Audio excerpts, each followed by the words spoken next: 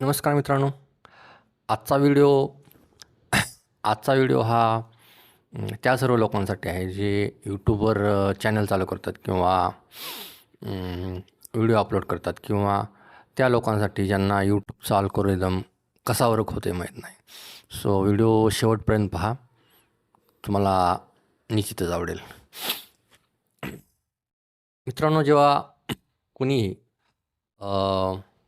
यूट्यूबवर जे video upload करतात किंवा नवीन यूट्यूब चॅनल चालू करतात तर तर सगळ्यात त्यांना असं वाटतं की आपला जो व्हिडिओ यूट्यूबवर अपलोड केलेला आहे तो सर्वांनी पाहावा किंवा त्यांचं चॅनल ग्रो व्हावं, सक्सेसफुल व्हावं. त्यासाठी ते काय करत असतात, यूट्यूबवर व्हिडिओ अपलोड केल्यानंतर तो व्हिडिओ लगेचच आपल्या फ्रेंड्सला किंवा नातेवाईकांना किंवा इतर जे सोशल मीडियावरचे जे प्लॅटफॉर्म आहेत, फेसबुक, इंस्टाग्राम याच्यावर ते अपलोड करत असतात. त्यांना असं वाटतं की अपलोड केल्यानंतर आपल्याला जास्त व्ह्यू मिळतील किंवा सबस्क्रायबर मिळतील आणि त्यांना आपल्याला फायदा होईल. परंतु मित्रांनो, ही सगळ्यात चुकीची पद्धती आहे. तर ही चुकीची पद्धती का आहे हे मी तुम्हाला समजून सांगतो. तर ह्या सर्व लोकांना यूट्यूबचा जो अल्गोरिदम आहे हा कसा काम करतो हे माहीत नसतं. लक्षात ठेवा मित्रांनो, यूट्यूबचा जो अल्गोरिदम आहे हा त्याची एक 4 पेजची एक प्रोसिजर आहे. पहिल्या 48 तासामध्ये तुम्ही जेव्हा यूट्यूबवर व्हिडिओ अपलोड करता तेव्हा तो यूट्यूब काय करतं अल्गोरिदम, यूट्यूबचा अल्गोरिदम म्हणजे एक प्रकारची सॉफ्टवेअर सिस्टमच असते, म्हणजे तो काय माणूस नाही.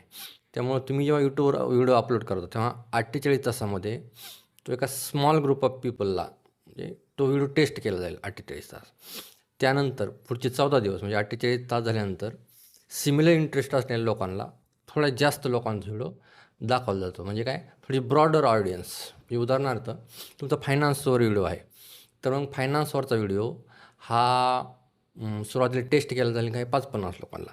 त्यानंतर थोडा ब्रॉडर ऑडियन्स म्हणजे थोडे जास्त लोकांना दाखवलं जाईल. तर ही जी सेकंड फेज आहे ही 48 तासानंतर चालू होते. म्हणजे पहिल्या फेजमध्ये 48 तासामध्ये टेस्ट केलं जाईल, नंतरचे 14 दिवस दुसऱ्या फेजमध्ये तो व्हिडिओ थोडा ब्रॉडर ऑडियन्सला म्हणजे सिमिलर इंटरेस्ट असणार म्हणजे फायनान्समध्ये जे इंटरेस्ट असणाऱ्या लोकांना दाखवलं जाईल. त्यानंतर तिसरी फेज म्हणजे 14 दिवसानंतर 14 दिवस ते 28 दिवस स्पेसिफिक पॅटर्न असणाऱ्या लोकांना किंवा व्ह्यूइंगचे पॅटर्न असलेल्या स्पेसिफिक इंटरेस्ट असणाऱ्या लोकांना तो व्हिडिओ दाखवला जाईल. थोडक्यात काय, समजा फायनान्सचा व्हिडिओ आहे. हा व्हिडिओ म्युच्युअल फंडच्या संदर्भात आहे का शेअर मार्केटच्या संदर्भात आहे. समजा म्युच्युअल फंडच्या संदर्भात आहे तर म्युच्युअल फंडच्याच लोकांना म्हणजे म्युच्युअल फंडमध्ये इंटरेस्ट असणाऱ्या लोकांना तो व्हिडिओ दाखवला जाईल. किंवा मग शेताच्या संदर्भामध्ये असेल तर समजा ऊस शेतीच्या संदर्भात असेल तर ऊसाच्या शेतकऱ्याला दाखवलं जाईल, गाजराच्या शेतकऱ्याला दाखवला नाही. म्हणजे थोडक्यात काय, स्पेसिफिक इंटरेस्ट असणाऱ्या लोकांना तो व्हिडिओ 14 ते 28 दिवसानंतर दाखवला जातो. मग ही एक यूट्यूबची 4 स्टेजची प्रोसेस आहे, ती मी तुम्हाला सांगितली. आता यामध्ये तुम्ही काय केलं की तुम्ही व्हिडिओ अपलोड केला आणि लगेचच तो व्हिडिओ शेअर केला तुमच्या फ्रेंड सर्कलमध्ये किंवा नातेवाईकांमध्ये किंवा सोशल मीडियावरचे जे कोण प्लॅटफॉर्म आहे. तुम्हाला वाटलं की याच्यामुळे फायदा होईल. याच्यामुळे उलटं यूट्यूबचा अल्गोरिदम हा ब्रेक झाला. ब्रेक कसा झाला? यूट्यूब काय करणार होतं, तुमचा स्मॉल ग्रुप ऑफ पीपलला तो व्हिडिओ दाखवणार होतं. याच्याआधी तुम्ही व्हिडिओ शेअर केला. आता तुम्ही ज्यांना शेअर केलेला व्हिडिओ, तर उदाहरणार्थ फायनान्सवरचा जो व्हिडिओ आहे हा तुम्ही शेअर केला तुमच्या फ्रेंड सर्कलमध्ये.